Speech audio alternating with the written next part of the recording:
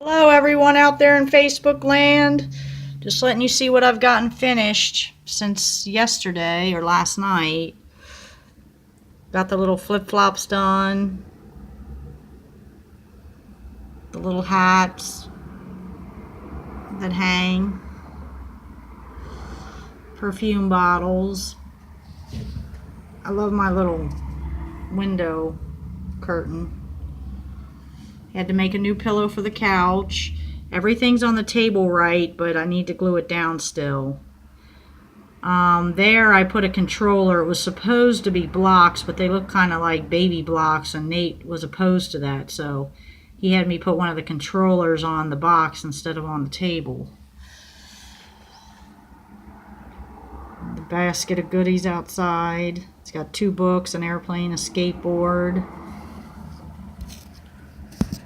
And then paint cans, and the punching bag will go right there. You have your suitcase and guitar and your plant. I think the bed turned out really good. Here's your posters.